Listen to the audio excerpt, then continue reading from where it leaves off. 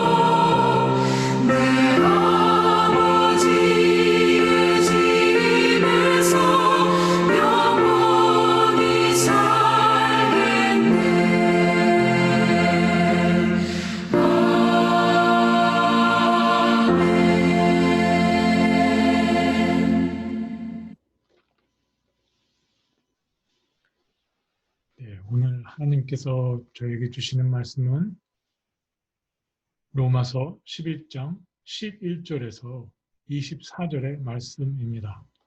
로마서 11장 11절에서 24절의 말씀입니다. 제가 봉독하겠습니다. 그러므로 내가 말하노니 그들이 넘어지기까지 실족하였느냐? 그럴 수 없느니라. 그들이 넘어짐으로 구원이 이방인에게 이르러 이스라엘로 시기나게 함이니라. 그들의 넘어짐이 이 세상의 풍성함이 되며 그들의 실패가 이방인의 풍성함이 되거든 하물며 그들의 충만함이리요. 내가 이방인인 너희에게 말하노를 내가 이방인의 사도인 만큼 내 직분을 영광스럽게 여기노니 이는 혹 내 고륙을 아무쪼록 시기하게 하여 그들 중에서 얼마를 구원하려 함이니라. 그들을 버리는 것이 세상의 화목이 되거든 그 받아들이는 것이 죽은 자 가운데서 살아나는 것이 아니면 무엇이리요. 제사하는 처음 익은 곡식 가루가 거룩한즉 떡덩이도 그러하고 뿌리가 거룩한즉 가지도 그러하니라. 또한 가지 얼마가 꺾이었는데 돌 감람나무인 내가 그들 중에 접붙임이 되어 참 감람나무 뿌리의 진액을 함께 받는 자가 되었은즉 그 가지들을 향하여 자랑하지 말라. 자랑할지라도 내가 뿌리를 보존하는 것이 아니요 뿌리가 너를 보존하는 것이니라. 그러면 내 말이 가지들이 꺾인 것은 나로 접붙임을 받게 하려 함이라 하리니 옳도다.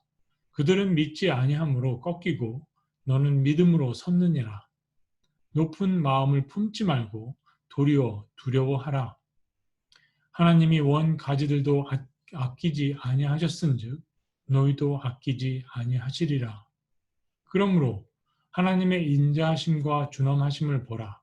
넘어지는 자들에게는 준엄하심이 있으니 너희가 만일 하나님의 인자하심에 머물러 있으면 그 인자가 너희에게 있으리라. 그렇지 않으면 너도 찍히는 바 되리라. 그들도 믿지 아니하는데 머무르지 아니하면 접붙임을 받으리니 이는 그들을 접붙이실 능력이 하나님께 있음이라. 내가 원 돌 감람나무에서 찍힘을 받고 본성을 거슬러 좋은 감람나무에 접붙임을 받았으니 원 가지인 이 사람들이야 얼마나 더 자기 감람나무에 접붙이심을 받으리야. 아멘. 기도드리겠습니다. 하나님, 오늘 아침도 말씀의 자리에 인도하여 주심을 감사드립니다. 말씀을 전하는 이 사람의 입술의 말과 주님의 자녀들의 묵상이 주께 연락되기를 원하오며 예수 그리스도 이름으로 기도드립니다. 아멘. 네. 우리는 사도 바울이 로마서를 쓰게 된 배경을 함께 기억해 볼까 합니다. 주후 49년 로마 제국 클라우디우스 황제는 수도 로마로부터 모든 유대인을 추방하라는 명령을 내립니다.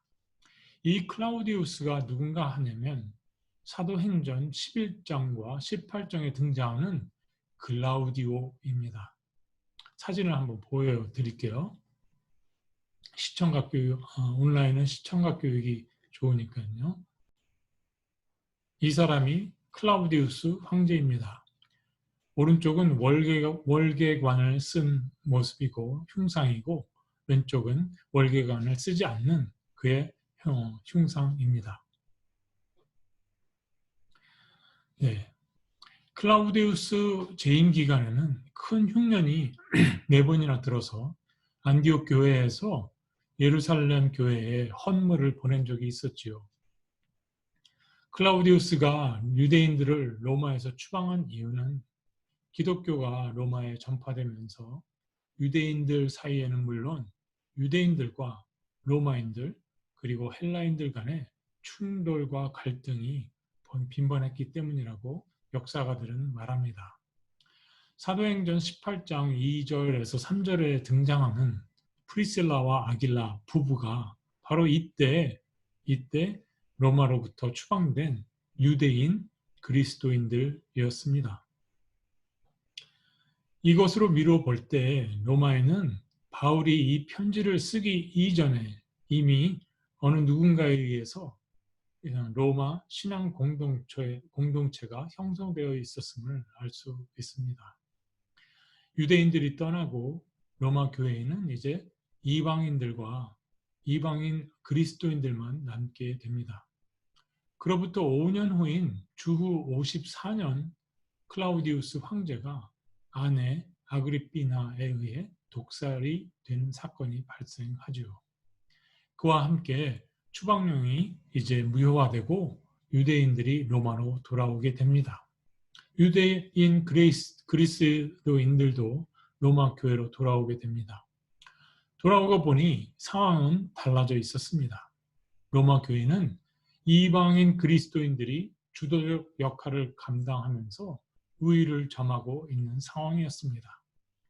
유대인 그리스도인들은 원래 소수였는데 이제 더더욱 교회 내에서 영향력이 줄어들 수밖에 없었습니다.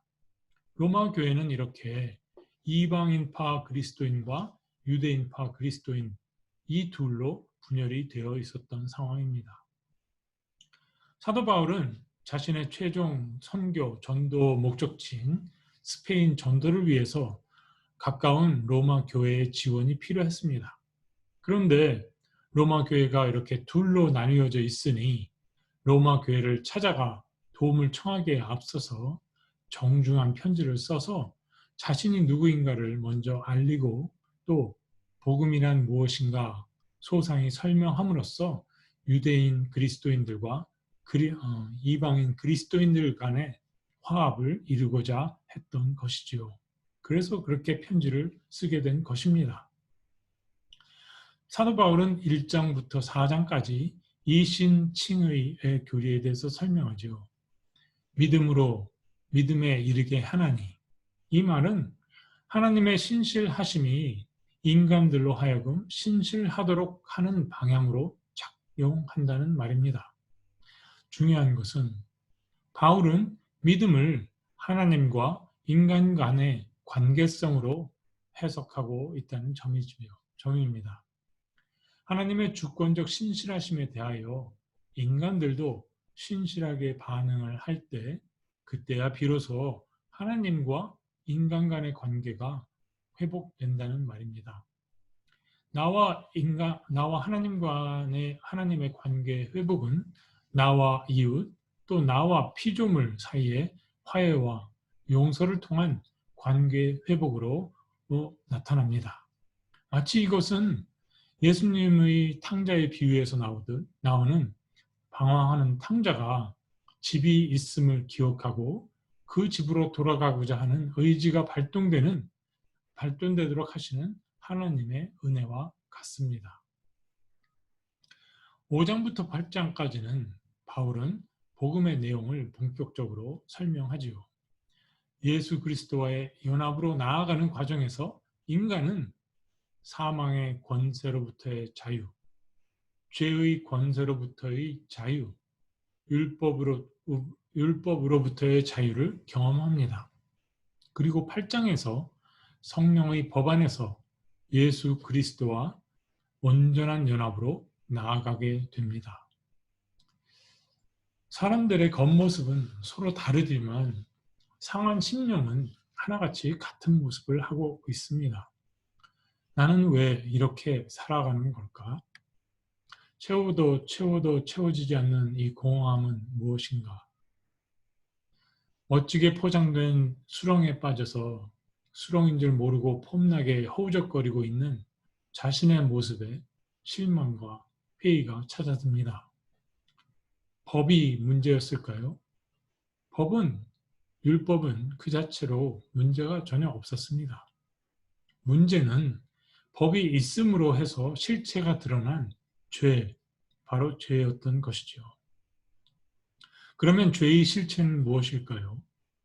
죄의 실체는 인간이 하나님의 자리를 차지한 교만이었던 것입니다. 어느새 인간은 자신이 만든 우상을 숭배하고 있습니다. 왜 인간은 우상을 숭배할까요? 두렵기 때문입니다. 왜 우리는 두려워할까요? 두려움의 실체는 무엇인가요? 어제 그제 주일에 저희 유스그룹에서는 하나님의 주권과 인간의 자유의지라는 주제 하에서 야곱의 이야기를 함께 공부했습니다. 야곱이 라반 삼촌과 헤어져서 이제 집으로 돌아가게 됩니다. 돌아가는 여정에 하나님께서 천사들의 군대 마나하임을 보여주십니다.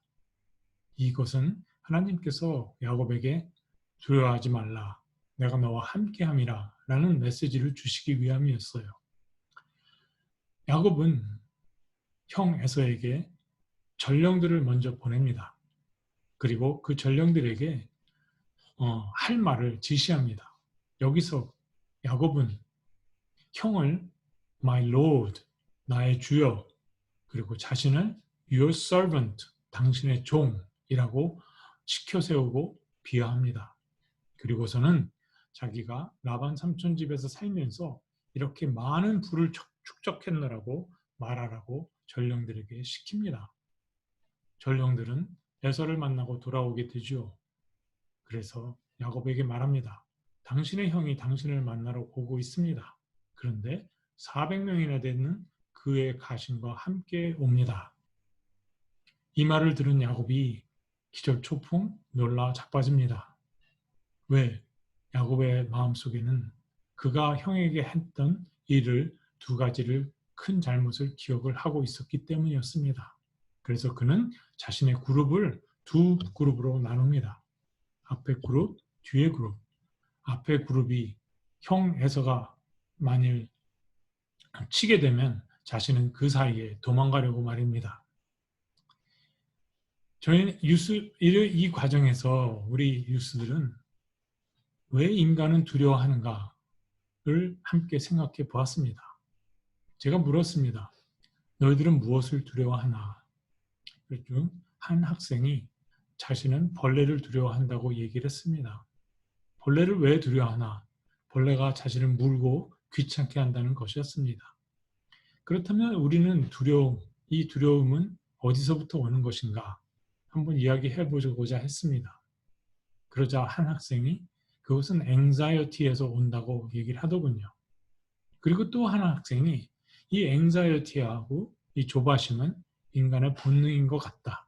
instinct라고 얘기했습니다. 그리고 마지막에 한 학생이 그 instinct는 에덴에서의 선악과 사건에서 비롯되었다고 그렇게 얘기를 하더군요. 저는 그 이야기를 듣고 깜짝 놀랐습니다. 왜냐하면 아담과 이브가 선악과를 따먹은 것은 바로 자신의 운명을 스스로 책임지려 했던 바로 그 자신의 교만이었기 때문이었죠. 스스로 자신의 운명을 책임지려 했기 때문입니다. 자신의 자신이 운명의 주인공이 되고자 자신이 하나님이 되어 있기 때문이었습니다. 그래서 우상은 사실 자기 욕구의 화신입니다. 자기 운명을 책임지기 위해 바라는 것으로 우상을 만들어 그 뒤에 인간은 숨어버리는 것입니다. 우리도 우상 하나쯤은 갖고 있지 않은가요? 내 삶에서 내가 만든 우상은 무엇일까 생각해 봅니다. 여러분, 그런데요, 이런 말씀 드린다고 놀라지 마십시오. 내가 믿는 예수님도 십자가도 하나님도 내가 만든 우상일 수가 있습니다. 잘못 믿고 잘못 가르치고 기독교의 흑 역사가 그걸 말해주고 있습니다. 그리고 요즘도 돌아보면 달라진 게 없습니다. 이게 무서운 것입니다. 그래서 말씀을 잘 읽고 말씀에 자신을 순간순간 비추어 보아야 합니다. 이렇듯 죄의 노예가 되어 자신이 누구인지 모른 채 살아가는 어둠 가운데 복음의 빛이 들어옵니다. 그리고 자신의 모습이 서서히 드러나게 되지요. 이것이 성령님의 조명의 은사입니다. 나는 누구인가? 내가 일군 모든 것들, 나의 갈급한 욕망을 만족시켜주는 우상은 내가 누구인지 결코 말해주지 않습니다. 그것은 내 자신이기 때문이지요. 그저 자기 도취에 취해서 자기 만족의 환상 속에 살아갈 뿐입니다. 오직 복음만이 참된 자아를 보여줍니다. 오호라, 나는 곤고한 사람이로다. 이러한 깊은 회의와 번민 가운데 오늘 부른 찬송처럼 예수님께서 찾아오셔서 손을 내밀어 주십니다.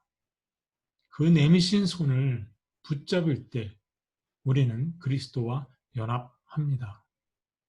믿음과 순종이라는 순례의 여정이 시작되는 것입니다. 아버지 집으로 돌아갈 의지가 동한 탕자가 이제 드디어 집으로 향하는 첫 발걸음을 내딛게 됩니다. 돌아오고 있습니다. 이제나 저제나 행여 아들이 돌아올까? 지평선만 바라보던 아버지가 저 멀리 나타난 작은 검은 점, 그 아들의 모습을 보고 맨발로 달려가 맞아주십니다. 이렇게 1장부터 8장까지 바울 사도는 선물을 받을 자격이 없는 비참한 모든 인간들을 구원하시는 하나님의 신실하심, 하나님의 주권적 은혜를 증거합니다. 거두절미하고 오직 하나님의 주권적인 변치 않는 은혜, 이것을 로마서에서 읽어내시기 바랍니다. 이것만 기억하시면 로마서는 잘 읽어내신 것입니다. 비로소 1장 17절의 말씀, 오직 의인은 믿음으로 말미암아 살리라. 이 말씀은 8장 성령 안에서 완결되게 되지요. 의인이란 누구인가? 성령 안에서 예수 그리스도를 믿음으로 하나님과 연합하여 새 생명을 얻은 사람들이다 라고 말이죠. 이런 기초 위에 이제 우리들은 사도 바울의 편지를 어렵지 않게 읽어 나갈 수 있습니다. 자, 그러면 이제 사도 바울은 로마 교회의 하나됨을 위해서 어떤 문제를 건드려야 했을까요? 여러분이 사도 바울이라면 무슨 문제에 대해서 이야기하셨겠습니까? 지금까지 편지를 읽어 내려간 로마 교회 교인들은 아마도 율법의 전통을 잇는 적자인 유대인들보다는 서작격인 이방인들이 더 반색하며 반겼을 것 같습니다. 왜냐하면 자신들도 하나님의 자녀가 되는 권세를 받았다고 바울 사도가 지원해 주었으니까요. 한껏 사기가 고양되어 있었겠죠. 그래서 이제 바울 사도는 이방인들을 교육해야 했습니다. 이방인들의 우쭐대는 자만심을 건드려야 했습니다. 유대인들에게 가장 먼저 전해졌던 복음을 그들이 거부한 결과 복음이 이방인들에게 전파되었고 또 로마 교회 이방인 그리스도인들 사이에서 유대인들은 하나님의 버림을 받아 하나님의 언약에서 끊어졌고 자신들이 하나님의 자녀로 대신 선택을 받아서 하나님의 언약을 이어가게 되었다는 유대인들에 대한 비아냥과 복음에 대한 착각이 널리 그들 사이에 퍼져 있었던 것입니다. 그래서 이방인들은 쉽게 말해서 이렇게 생각했을 수도 있습니다. 하하, 요것 봐라 유대인들아. 이제 하나님은 우리 거다. 뭐 이런 아이들 말로 치면 이런 식이 되겠죠. 사도 바울은 그런 복음에 대한 잘못된 지식과 자만심을 바로 잡아줄 필요가 있었습니다. 사도 바울은 8장 38절 39절에서 그 어떤 무엇도 우리를 하나님의 그리스도 예수 안에 있는 하나님의 사랑에서 끊을 수 없다고 말했습니다. 그런 사도 바울이 복음을 거부한 동족 이스라엘이 그 사랑에서 끊어진 것으로 보이고 있으니 이 상충되는 부분을 복음으로 매듭지어야 할 책임을 느꼈던 것입니다. 이제 본문을 한번 다 함께 쭉 읽어 내려가 보도록 하겠습니다. 제가 풀어서 읽어 보겠습니다. 제가 여러분 11절, 12절입니다. 제가 여러분 이방인들에게 다시 묻습니다. 이스라엘이 다시 일어나지 못할 정도로 넘어졌습니까? 결코 그렇지 않습니다. 그들이 실족하여 이방인들이 구원받게 된 것은 그들로 하여금 부러워하기 위함입니다. 그들이 넘어짐으로 세상이 구원을 얻고 그들이 손해를 봄으로써 이방인들이 구원을 얻게 되었으니 만일 그들이 복음을 받아들여 복음에 참여하면 그 풍성함은 이루 말로 다 표현할 수 없을 것입니다. 13절과 14절입니다. 이방인 여러분, 여러분께 분명히 말합니다. 여기서 바울은 자신이 유대인임을 분명히 상기시킵니다. 계속합니다. 제가 이방인들에게 보냄을 받은 사도로서 저는 어떻게든 내 동족인 이스라엘로 부러워하게 하여 그들 가운데 몇 명이라도 구원하고픈 소망을 품고 긍지를 갖고 이 사역을 감당해 왔습니다. 여기서 사도 바울의 동족을 향한 사랑과 연민이 묻어나고 있습니다. 이방인들은 한 방 먹게 된 것이죠. 15절, 16절입니다. 개역개정에서는 이 첫 구절 그들을로 번역을 했는데 그게 아니라 그들이라고 해야 맞습니다. 그들이 복음을 버려서 이방인들인 여러분들이 하나님과 의로운 관계에 놓이게 되었는데 그들이 복음을 받아들인다면 그것은 죽었던 사람의 부활이 아니고 무엇이겠습니까? 첫 열매로 드린 반죽이 거룩하다면 전체도 거룩한 것이요 뿌리가 거룩하면 가지들도 거룩한 것이기 때문이지요. 17절에서 18절입니다. 그 가지 일부가 부러져서 야생 올리브 나무 순이었던 여러분들이 그 자리에 접붙여지고 다른 가지들과 더불어 원 올리브 나무 뿌리로부터 진액을 나누게 되었을 뿐이니 여러분들은 스스로 그들 다른 가지들보다 우월하다고 여기지 마세요. 스스로 우쭐대며 자랑하지 마세요. 만일 스스로 우월하다고 생각이 들면 여러분들은 가지일 뿐 뿌리가 아니요. 여러분을 살리시는 것은 뿌리이심을 기억하기 바랍니다. 여기서 사도 바울은 이방인들의 교만을 아주 묵사발을 만들어 버리고 있습니다. 너희는 오직 뿌리 되신 하나님의 은혜를 받은 자로서 감사할 뿐 유대인들이 버림을 받았느니 뭐니 어쩌다 저쩌다 왈가왈부하지 말라. 하나님께서 하시는 일이다. 라고 말입니다. 계속하겠습니다. 19절에서 21절입니다. 그런데 여러분들 중에 가지가 부러져 떨어져 나간 것은 우리를 접붙이기 위함이다. 라고 말하는 사람이 있는 것 같습니다. 그럴 수도 있겠군요. 여기서 옳도다라고 번역을 하게 되면 이것은 강한 맞장구를 쳐주는 것이 아니기 때문에 오해를 불러일으킬 소지가 있습니다. 이것은 그들이 말하는 것, 생각하는 것을 일부분 긍정해 주면서 반문을 하려고 하는 것입니다. 계속하겠습니다. 그럴 수도 있겠군요. 그러나 그들이 부러진 것은 불신 때문에 떨어져 나간 것이요. 여러분은 믿음으로 붙어 살아있는 것입니다.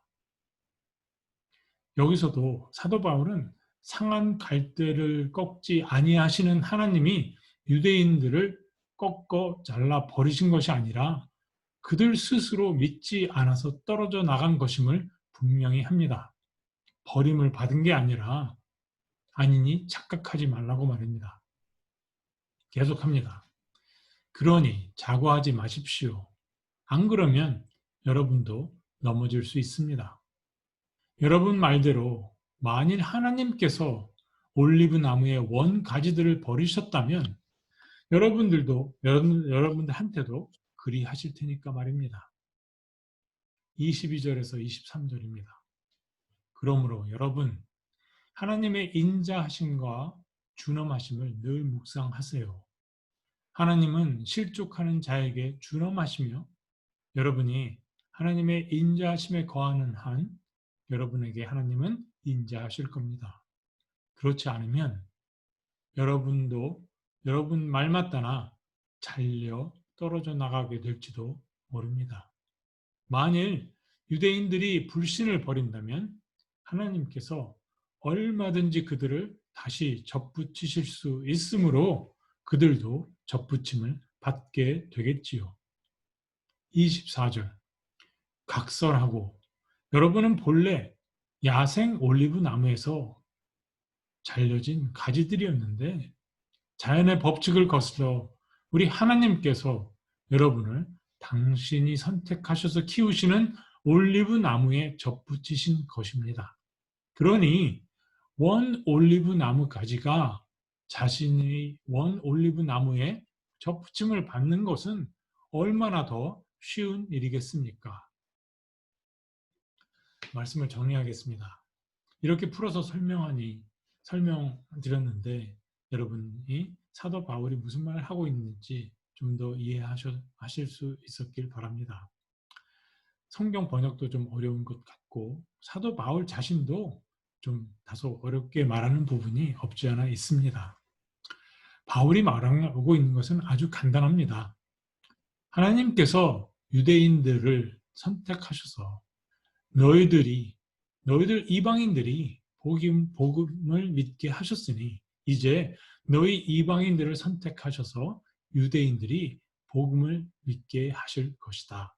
즉 이방인들 너희들이나 나의 동족 유대인들이나 너희들이 스스로 잘나서 복음을 믿게 된 것이 아니라 오로지 하나님의 신실하신 그 주권적 은혜 덕분에 모두 복음을 믿게 된 것이다 라고 말입니다. 여러분, 하나님은 나만의 하나님, 우리만의 하나님이 아니십니다. 하나님은 모두의 하나님이신 거예요. 그런데 인간은 참 자기 중심적입니다. 이 팬데믹에서 인간들이 행동하는 모습을 보아도 그렇습니다. 팬데믹에 백신 하면서 자기들 목숨만 생각하고 이 재앙을 빨리 걷어가 주시지 않나 하나님 탓을 합니다. 원망을 합니다. 자기들이 하나님과 협력해서 할 수 있는 일들을 생각해서 하려고 하질 않습니다. 예를 들어서 사회 격리를 시작하고 음식 쓰레기하고 포장용기 쓰레기가 얼마나 늘어났는지 보신 적이 있습니까? 왜 그렇게 쓰레기가 늘어났을까요? 그 늘어난 쓰레기는 어떻게 됐을까요? 생각해 보신 적이 있습니까? 전 세계 기독교인들이 진심으로 회개해서 정신을 차리고 생활 습성을 바꾸기만 해도 훨씬 나아질 겁니다. 여러분들은 집에서 어떻게 이웃과 자연과 더불어 사는 생활을 하고 계십니까? 하나님은 우리 모두의 모든 창조의 하나님이십니다. 하나님께서 모든 것을 창조하셨으니까요. 하나님은 모두를 사랑하십니다. 이 팬데믹 가운데 하나님께서 우리에게 주시는 메시지는 바로 이것이라고 저는 생각합니다. 사도 바울은 편지를 써가면서 자신 스스로도 하나님의 은혜의 신비를 더욱 깊이 깨달은 것 같습니다. 그래서 내일 묵상하시게 될 33절에서 바울은 이렇게 말합니다. 깊도다 하나님의 지혜와 지식의 풍성함이여 그의 판단은 헤아리지 못할 것이며 그의 길은 찾지 못할 것이로다 라고 말입니다. 복음의 신비를 깨달은 믿는 우리는 늘 하나님 앞에 겸손해야 합니다. 하나님 앞에 겸손해야 하고 믿든 믿지 않든 우리 이웃들에게 그리고 자연에게 늘 겸손해하며 하나님의 사랑으로 존경과 돌봄으로 책임있게 공생해야 합니다. 우리는 그저 하나님께 감사한 마음과 미안한 마음으로 예수님을 따라 하나님께로 가는 순례의 길을 잠시 따라 걸을 뿐입니다. 기도드리겠습니다. 모든 피조물들을 창조하시고 하나님은 사랑하시는 하나님, 오늘 하루 가족과 이웃들과 살아있는 식물과 동물들, 그리고 땅과 물과 하늘, 모든 피조물 앞에서 겸손과 감사로 주신 하루의 삶을 살게 하소서. 주께서 가르쳐 주신 기도로 기도를 드리옵나니 하늘에 계신 우리 아버지여, 이름이 거룩히 여김을 받으시오며 나라의 임하옵시며 뜻이 하늘에서 이룬 것 같이 땅에서도 이루어지이다. 오늘 우리에게 일용할 양식을 주옵시고 우리가 우리에게 죄 지은 자를 사하여 준 것 같이 우리 죄를 사하여 주옵시고 우리를 시험에 들게 하지 마옵시고 다만 악에서 구하옵소서. 내게 나라와 권세와 영광이 아버지께 영원히 있사옵나이다. 아멘. 네, 화요일 말씀 묵상을 마치도록 하겠습니다. 오늘 하루도 하나님과 동행하시면서 공생하는 이웃과 자연과 공생하는 하루를 살아가시길 바랍니다. 감사합니다.